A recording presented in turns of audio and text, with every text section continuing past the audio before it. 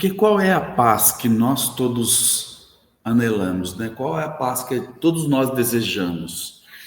É muito fácil a gente pensar que a paz, nesse nosso momento evolutivo, seria a ausência de conflitos.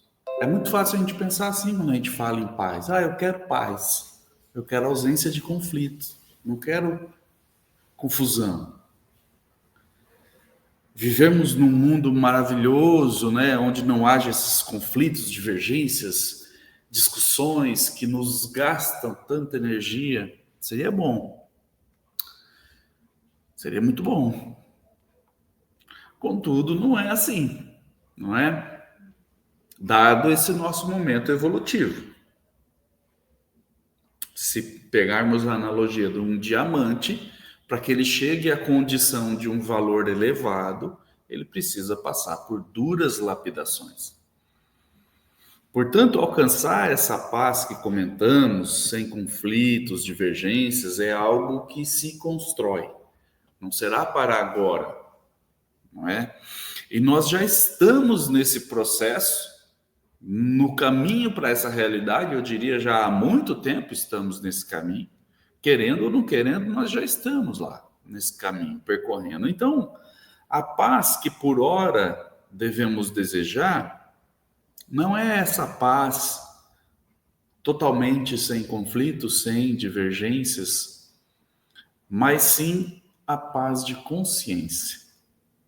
Essa é a paz que nós devemos desejar para agora. E o nosso Mestre Jesus, ele nos outorgou essa paz. Ele nos outorgou a paz.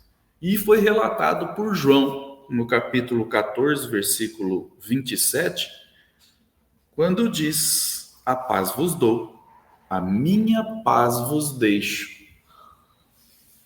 Ou o contrário, a paz vos deixo, a minha paz vos dou. Então, nosso mestre nos deixou a paz, está tudo certo, não é? Mas tem um porém, sempre tem um porém. O Jesus completou a frase. Ele disse: a paz vos deixo, a minha paz vos dou, vírgula, não vô-la dou como o mundo a dá. Então, não vô-la dou como o mundo a dá. Significa que tem diferença a paz do Cristo e a paz do mundo. E para nos ajudar a compreender isso, nós, obviamente, tivemos que recorrer àqueles que já sabem mais do que nós. E recorremos a Emmanuel. E praticamente toda a nossa reflexão de hoje será Emmanuel nos falando sobre esse assunto. Praticamente todo.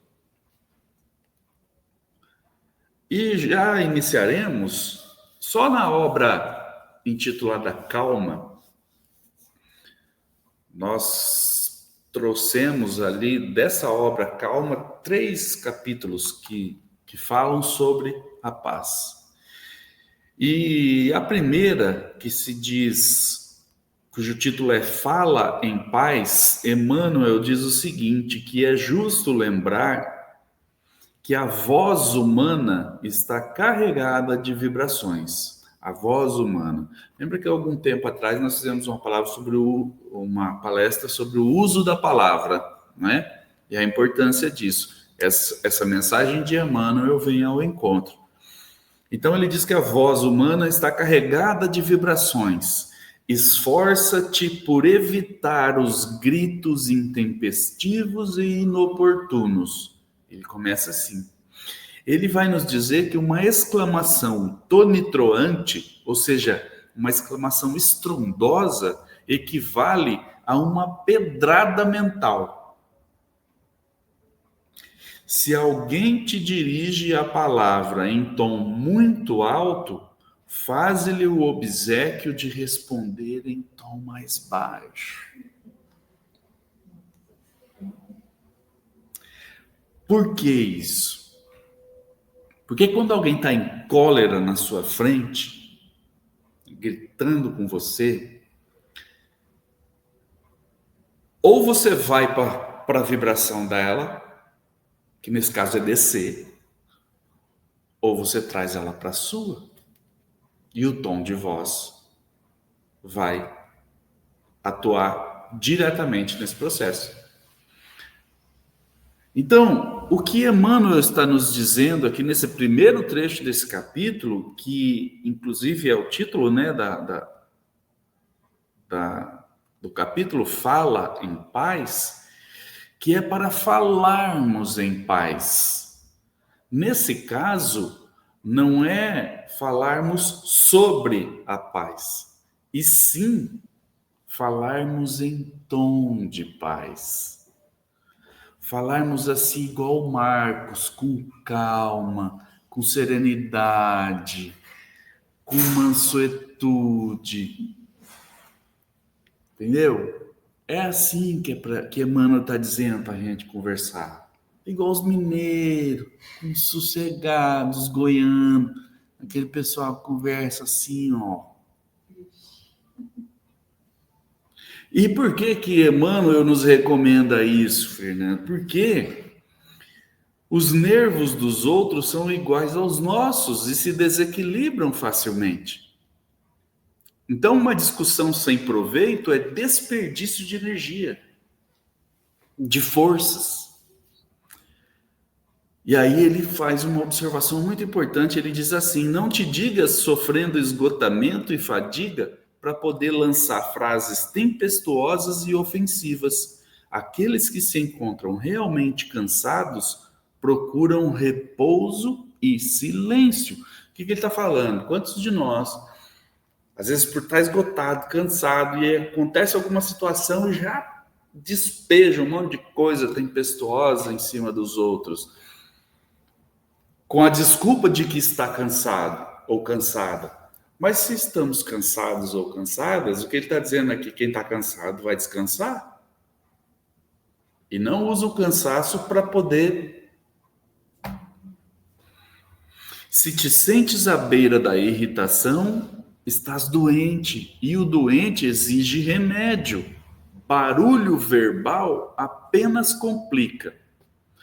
Agora, olha essa frase. Olha não, escuta. Pensa nisso, ele fala. A tua voz é o teu retrato sonoro. Misericórdia. A tua voz é o teu retrato sonoro. Eu achei sensacional essa. Se a gente pudesse tirar um retrato de nós mesmos num momento de cólera, meu, não sei nem o que ia sair naquela revelação daquela foto. Então, nesses momentos de crise, Emmanuel diz assim: estarás talvez diante de algum problema que te pareça positivamente insolúvel, ou seja, não tem solução, aparentemente. Não acredites que fugir vai poder te auxiliar. Pensa nas reservas de forças que jazem dentro de ti e aceita as dificuldades como elas se apresentem. Não abandones a tua possibilidade de trabalhar e continua fiel aos próprios deveres. Ele está nos chamando a atenção assim: assume as responsabilidades que te dizem respeito. Evita comentar os aspectos negativos da provação que atravessas. Eu achei importantíssima essa frase aqui. Evita comentar os aspectos negativos da provação que atravessas. Quantos de nós, e eu me incluo totalmente nisso aqui, quando a gente está passando por um momento difícil, a gente fica falando sobre isso. O tempo todo falando sobre esse momento difícil, evidenciando isso, as dificuldades. Então, o que ele fala para a gente fazer? Ora, mas ora com sinceridade, pedindo a proteção de Deus em favor de todas as pessoas envolvidas no assunto que te preocupa, sejam elas quem sejam. Então, está diante de uma crise, de um desafeto, tem confusão acontecendo, ora por todos. Pede a proteção para todos. Esforça-te, aliás, Se existem ofensores nesse campo das inquietações, que porventura te vejas, perdoa e esquece qualquer tipo de agressão de que te hajas sido o objeto. Esforça-te por estabelecer a tranquilidade em tuas áreas de ação, sem considerar sacrifícios pessoais que serão sempre pequenos, por maiores te pareçam, na hipótese de serem realmente o preço da paz de que necessitas.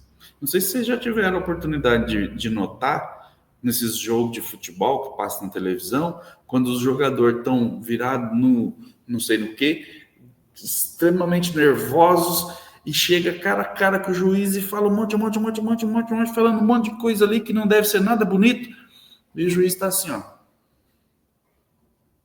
Esse pessoal acho que fizeram um treinamento com o Emmanuel, esses árbitros de futebol. Porque é impressionante eles manterem um equilíbrio emocional diante, mas também se eles perderem o equilíbrio emocional, o que vai virar o jogo, né? Se nenhuma iniciativa da tua parte é capaz de resolver o problema em foco, nunca recorras à violência, mas sim continua trabalhando e entrega a Deus. Continua trabalhando e entrega a Deus. Ainda nessa mesma obra, seguindo já para um outro capítulo, Emmanuel também vai nos dizer o seguinte, que a paz em nós, ela não resulta de circunstâncias externas, e sim da nossa tranquilidade de consciência no dever cumprido, e é preciso notar que o dever cumprido é fruto de uma compreensão. Dever cumprido é fruto de compreensão. E compreender significa o quê? Compreender, segundo Emmanuel, significa, na essência, desculpar as pessoas que nos cercam nas oposições que elas nos façam e esquecer as ocorrências que nos mostrem adversas, a fim de que nos mantenhamos fiéis ao trabalho, fiéis à tarefa que nós temos que fazer naquele momento. Então não te conturbem a censura ou a crítica dos outros no desempenho das obrigações que a vida te assinala. Porquanto, se aceitas o próprio compromisso no bem geral, vê como ele vem chamando a atenção para que a gente continue no trabalho, continue no compromisso, independente das críticas. Então, porquanto se aceitas os próprios compromissos no bem geral, esses compromissos dizem respeito a ti mesmo e não aos que te observam, nem sempre com lógica e segurança. Em qualquer atividade edificante, convém lembrar que ideias e palavras, ações e atitudes dos outros pertencem a eles e não a nós. Olha que massa isso. Então, o que nós precisamos aprender a fazer? Deixar com o outro o que a ele pertence. Isso vem ao encontro do que nós estudamos essa semana no Evangelho segundo o Espiritismo, lá do capítulo 24, itens 17 a 19, que nós fizemos a leitura quinta-feira, onde refletimos sobre carregar a sua cruz, não é? Considerai-vos ditosos quando haja homens que pela sua má vontade para convosco vos deem ocasião de provar a sinceridade da vossa fé. Porquanto o mal que vos façam redundará em proveito vosso. Lamentai-lhes a cegueira, porém não os amaldigais. E é interessante essa mensagem que nós lemos na quinta-feira, porque ele fala assim, considerai-vos ditosos quando haja homens que vão te criticar. Ele não está dizendo se acontecer, ele está dizendo vai acontecer. E quando acontecer, considera-se ditoso, mas continua fiel no trabalho. Então, no critério da reciprocidade, é justo recordar que não nos é lícito violentar essa ou aquela pessoa com opiniões e medidas tendentes a sufocar-lhes a personalidade. Muitas vezes nós temos Às vezes, por orgulho, nós temos tanta certeza de um assunto que estamos em embate que a gente quer esfregar a verdade na cara do outro. Faz assim, eu não falei que ia ver, eu não falei. Então, quando a gente faz isso, a intenção é simplesmente fazer o outro entender aquela informação ou era humilhar ele com o nosso orgulho? Do tipo, provar que estamos certos. Não foi fácil ter essa reflexão aqui não, gente, porque eu já fiz muito isso aqui. Ah, agora eu vou mostrar porque eu estava certo. Vem cá, cidadão, que eu vou te mostrar. Então, as discussões auxiliam em muitos casos de assuntos obscuros ou de companheiros desinformados, mas servir aos semelhantes, doando-lhes o melhor de nós, é o argumento decisivo para clarear os agentes de solução a qualquer problema. Doar o melhor de nós. Para colaborar no interesse do bem de todos, é imperioso olvidar-nos naquilo que as induções ao egoísmo nos impulsionem a titubear, ante as obrigações que a vida nos traz. Ainda que todos os elementos, segundo Emmanuel, ainda que todos os elementos exteriores se te revelem contrários à ação que desenvolves, é perfeitamente possível guardar a própria serenidade desde que saibas entender as pessoas e as situações, deixando-as onde se coloquem e seguindo para frente com o trabalho que te compete. Volta no deixa com o outro que é do outro. Mas o outro me irrita. Deixa com ele lá. A paz em nós, Emmanuel nos diz, nasce da compreensão em serviço, e a compreensão em serviço é mantida pela tolerância para com os erros alheios e até pela autoaceitação dos nossos próprios erros, de modo a sabermos corrigi-los sem tumulto e sem perda de tempo. Em suma, enquanto não soubermos perdoar, não seremos livres para submeter-nos à prática do bem segundo as leis de Deus. Precisamos, então, segundo Emmanuel, aprender a perdoar. E aí, na sequência, Emmanuel já vai falar como conquistar essa paz. Nessa mesma obra, até agora eu só falei de uma obra de Emmanuel com Chico, que é essa obra Calma, e agora ele vai entrar num capítulo chamado Conquista de Paz. E ele vai nos dizer que em muitas ocasiões, especialmente quando se te agravam as situações difíceis, perguntas a esmo como conquistar serenidade de maneira a varar os percalços do dia a dia. E ele diz: imagina-te no lugar daqueles que te fazem motivos de irritação e examina-te um tanto mais. O famoso exercício de nos colocar no lugar do outro. E ele vem trazendo alguns exemplos. Se em teu grupo de trabalho desempenhasses a função do chefe, atormentado de problemas e conflitos, estarias talvez em mais duras condições de intemperança mental quando isso acaso acontecesse. Então, se nós estamos lá no ambiente de trabalho, nosso chefe está virado no giraia, e se nós estivéssemos no lugar dele, será que a gente estaria melhor ou pior? É isso que ele está colocando. Vamos nos colocar no lugar do outro. Agora, ele inverte. Caso te visses na posição do subalterno, do teu subalterno, faceando às vezes amargos dramas domésticos, é provável evidenciasses mais lentidão no serviço a fazer quando isso viesse a suceder. Então, se a gente está numa posição de liderança, de comando, e nosso subalterno não está meio desequilibrado, vamos tentar entender o que está acontecendo.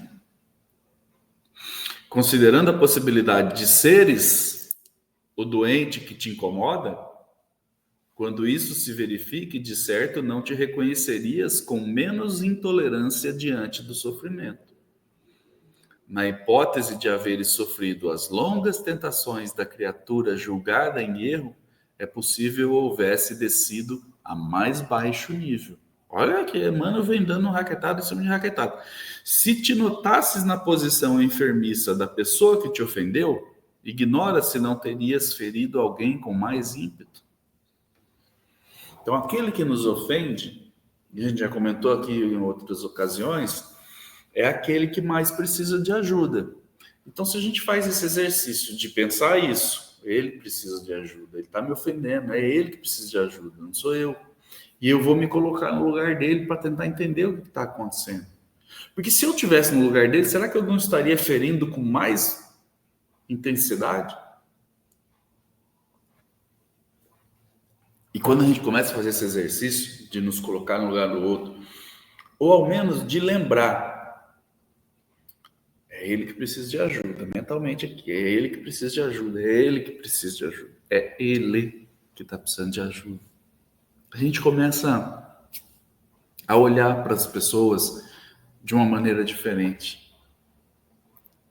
E aí essa paz de consciência começa a ser construída em nós, diante dessas situações difíceis.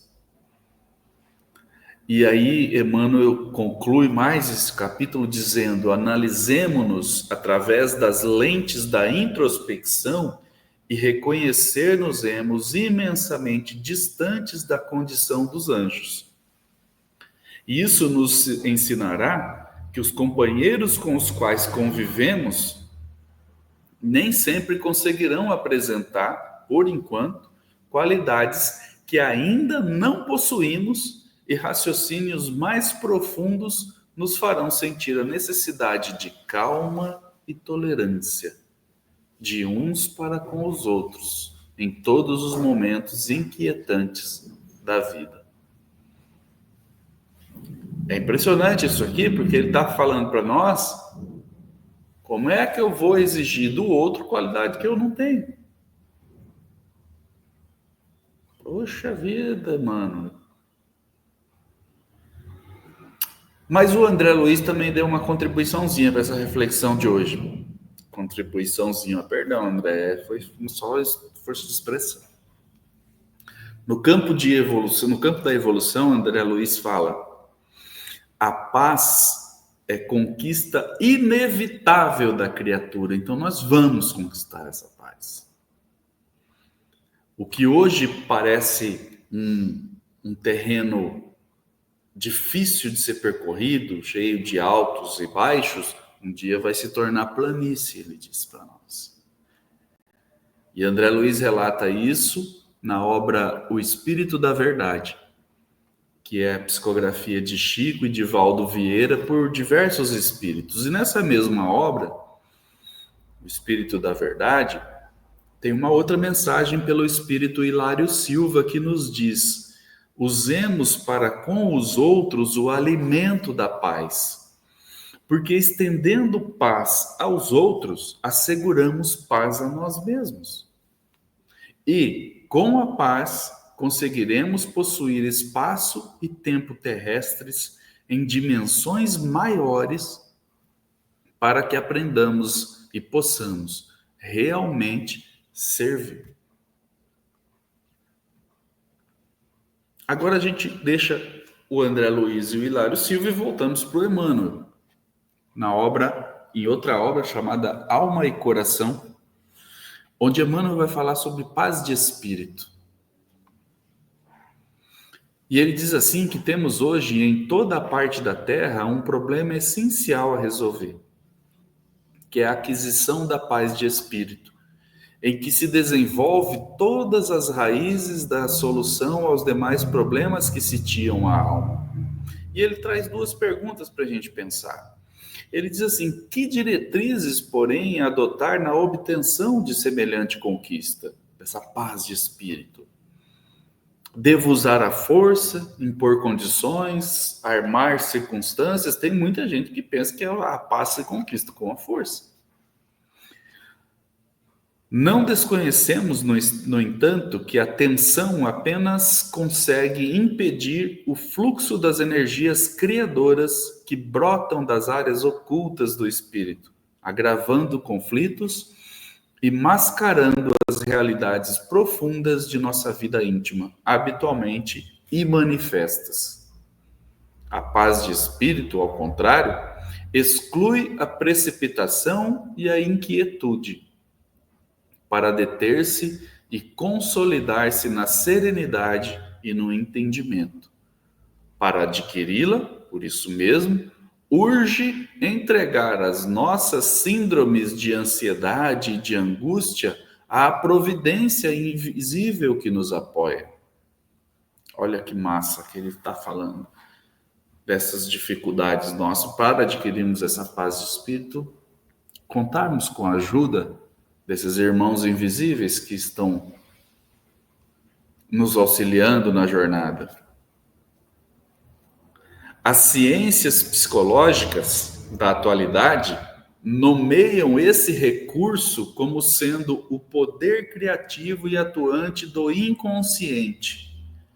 Mas, simplificando conceitos, a fim de adaptá-los ao clima da nossa fé, chamamos-lhe o poder onisciente de Deus em nós. Então, o que a psicologia vai chamar, nessa busca por adquirir essa paz de espírito, que a psicologia vai chamar de inconsciente, poder do inconsciente, aquilo que está no inconsciente, o Emmanuel está denominando como o poder onisciente de Deus em nós. Render-nos aos desígnios de Deus e confiar a Deus as questões que nos surjam intrincadas no cotidiano é a norma exata da tranquilidade suscetível de garantir-nos equilíbrio no mundo inteiro, no mundo interno, para o rendimento ideal da vida. Colocar à conta de Deus, ou seja, colocar na conta de Deus a parte obscura de nossa caminhada evolutiva, mas sem desprezar a parte do dever que nos compete. Não é entrega para Deus, beleza, isso é bom, quando não temos condições de resolver. Eu vou entregar para Deus, mas vou continuar fazendo a minha parte. Continuar. Aí ele fala, trabalhar e esperar, realizando o melhor que pudermos. Fé e serviço, calma sem ócio. Pensemos nisso e alijemos o fardo dos agentes destrutivos de ódio, ressentimento, culpa, condenação, crítica e amargura que costumamos arrastar no barro da hostilidade com que tratamos a vida, tanta vez arruinando o tempo e a nossa saúde, oportunidade e interesses. Fundamentemos a nossa paz de espírito numa conclusão clara e simples. Deus que nos tem sustentado até agora, nos sustentará também de agora em diante. Em suma, recordemos o texto evangélico que nos adverte sensatamente. Se Deus é por nós, quem poderia ser contra? Não é?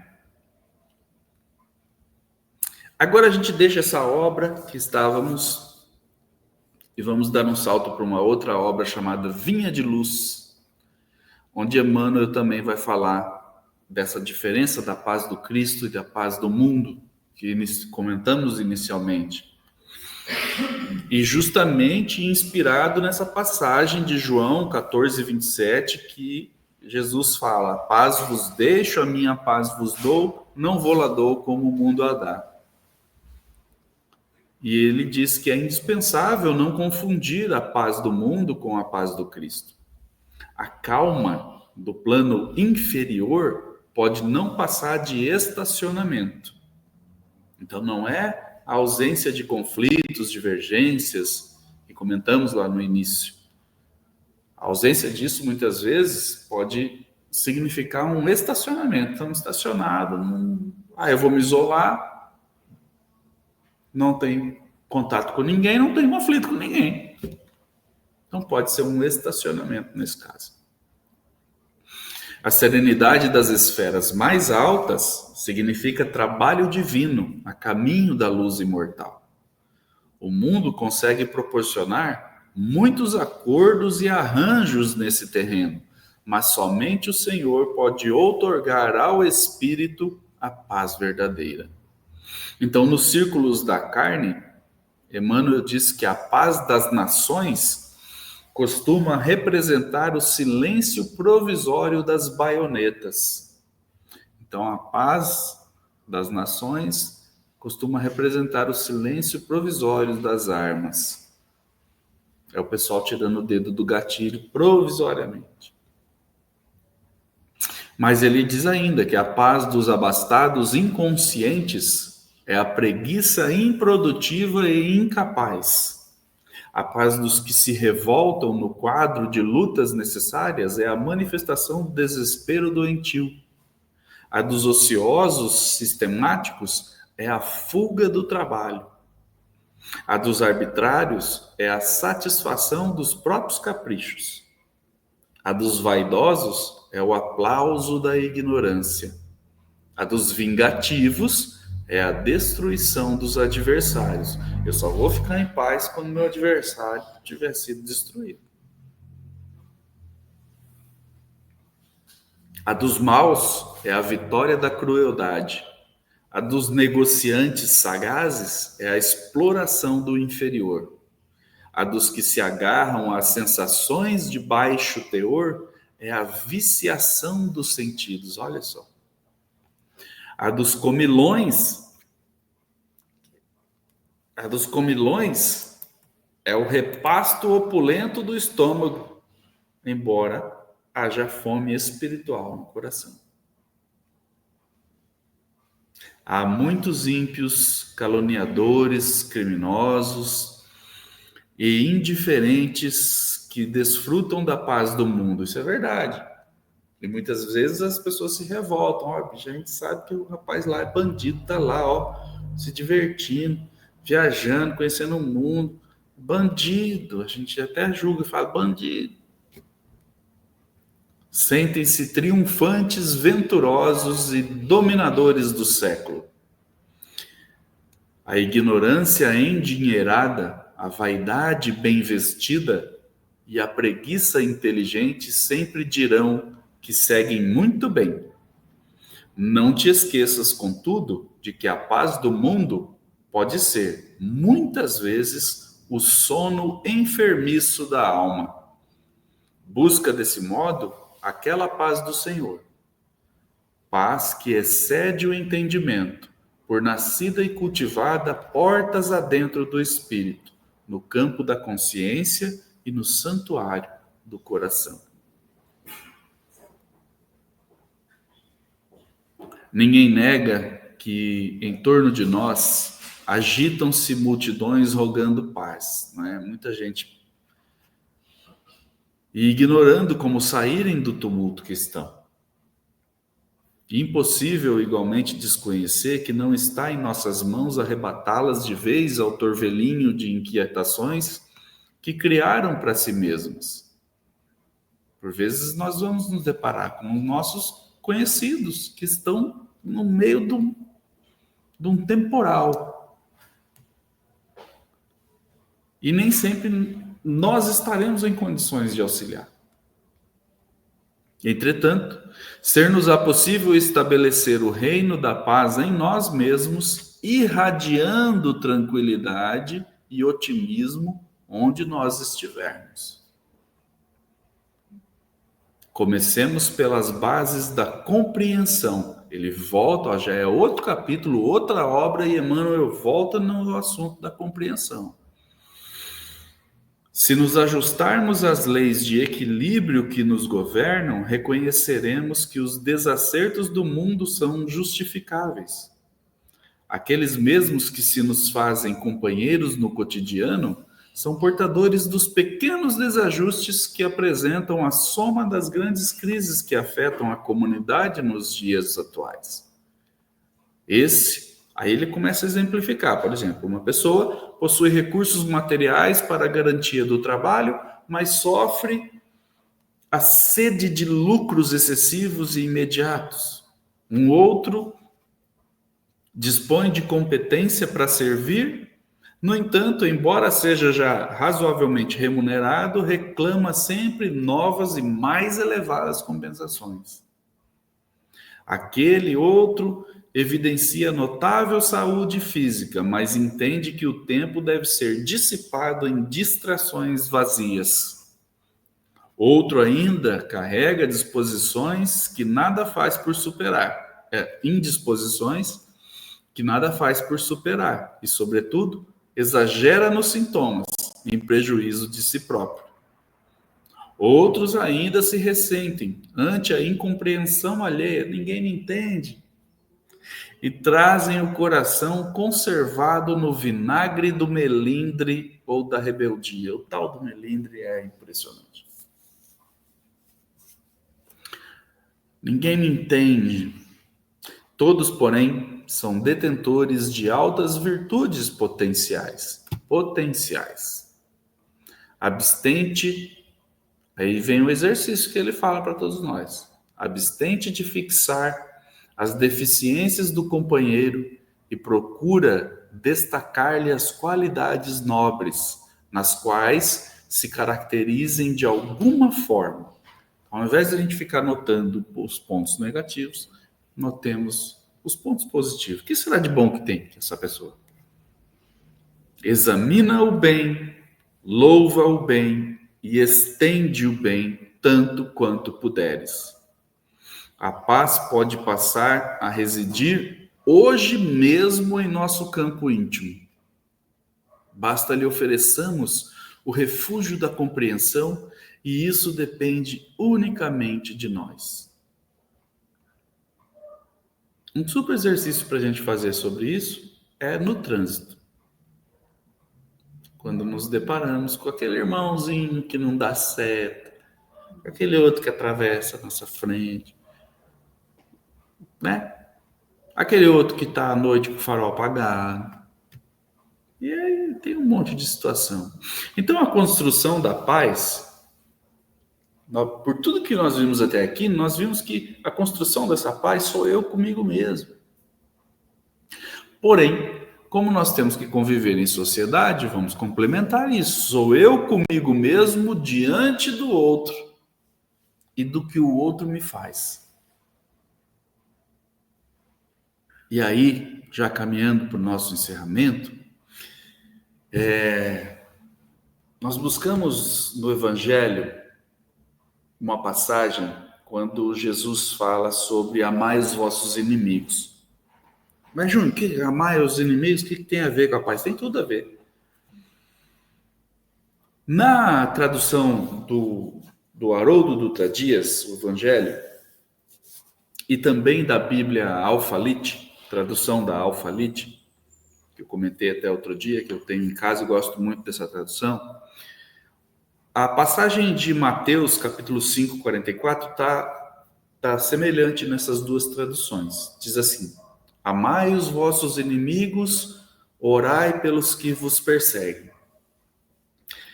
Já no Evangelho segundo o Espiritismo, quando ele cita esse versículo, ele diz assim, vem um pouco mais completo. Diz assim, que daí eu não me recordo agora de qual tradução bíblica que Kardec utilizou nessa tradução nessa confecção do Evangelho segundo o Espiritismo.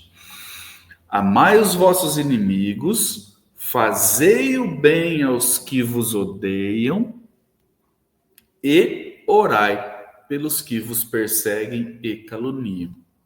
Então vem um pouco mais completo. Mas, lembra que a gente comentou, sempre comentamos aqui sobre os nossos pensamentos, os nossos atos e as nossas palavras, né? E hoje, Emmanuel até nos chama a atenção sobre a palavra. Em Lucas, esses foram os relatos de Mateus. Lucas traz mais completo ainda essa passagem, no meu ponto de vista. Mas digo a vós que estáis ouvindo: amai os vossos inimigos, fazei o bem aos que vos odeiam, bendizei os que vos amaldiçoam e orai pelos que vos caluniam.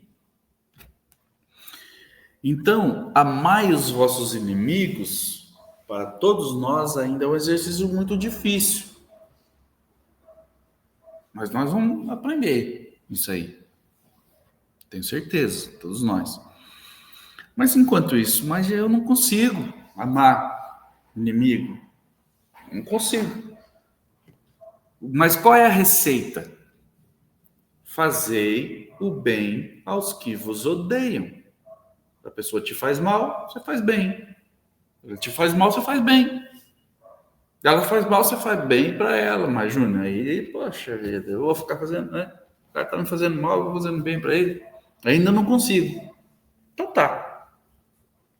Vamos para um segundo passo. Bendizei os que vos amaldiçoam. A pessoa fala mal de você, você fala bem dela. Ela fala mal de você, você fala bem. Fala mal, você fala bem. Vai. Que exercício bom. Mas ainda não é fácil não, né, Marcos? Você acha? Não, né? Não é fácil. Mas tem mais uma opção. Tem mais uma opção. Tem sim. Orai pelos que vos caluniam. A oração a gente pode fazer. Então, fazei o bem aos que vos odeiam. Atos. Bendizei os que vos amaldiçoam. Palavras. Orai pelos que vos caluniam. Pensamentos. Portanto, meus queridos e queridas, fiquemos com a paz do Cristo, pois nada melhor do que ao dormir e ao levantar a cada dia, termos paz de consciência, a verdadeira paz de espírito. Esses são os nossos recados de hoje, que possamos, ao longo da nossa semana, interiorizarmos e tentarmos colocar em prática tudo que ouvimos até aqui. Eu agradeço